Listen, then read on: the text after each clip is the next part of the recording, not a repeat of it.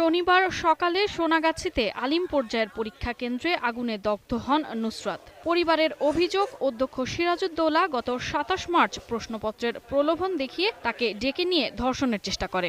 এ ঘটনার পর থানায় অভিযোগ করা হয়। প্রভাবশালী কিছু মহল নানানভাবে হুমকি দুমকি, এটা মিথ্যা বানোয়াট, ওইটা সেটা যেটা হয়েছে গেছে এখানে মিট করার জন্য চেষ্টা করছে, আমরা করি নাই।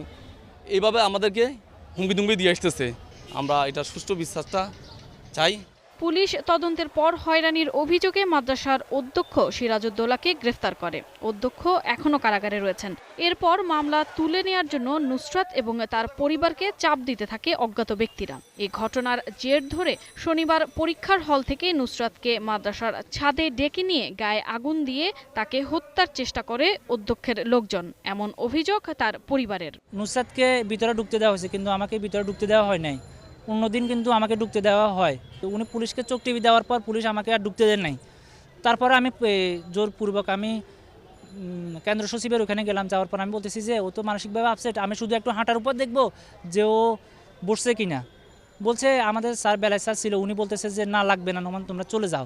অগ্নিদগ্ধ ছাত্রীর ভাই মাহমুদুল হাসান নোমান বলেন, আজ সকালে আরবি প্রথম পত্র পরীক্ষা দিতে মাদ্রাসায় গেলে তার গায়ে কেরোসিন নিক্ষেপ করে আগুন দিয়ে পালিয়ে যায় বখাটেরা। এটা প্রিন্সিপালে তার ছেলেপেলেদের মাধ্যমে করা নিচ্ছে, এটা 100%।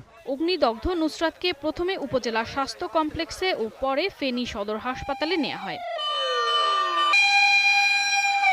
অবস্থা আশঙ্কাজনক বলে তাকে ঢাকা মেডিকেল কলেজ হাসপাতালের বার্ন ইউনিটে পাঠানো হয়। কর্তব্যরত চিকিৎসক জানান, শরীরের ৭৫% পুড়ে গেছে তার। শরীরে প্রায় ৭০ থেকে ৮০% পোড়া নিয়ে আমাদের ইমার্জেন্সিতে আসে। আমরা দেখি রোগীর অবস্থা খুবই আশঙ্কাজনক। সোনাগাছা মডেল থানার ওসি মোয়াজ্জেম হোসেন বলেছেন, পুলিশ বিষয়টি তদন্ত করছে।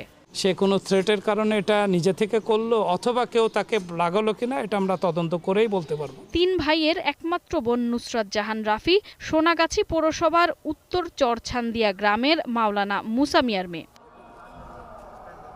Sadia Nancy, ATN news, Dhaka.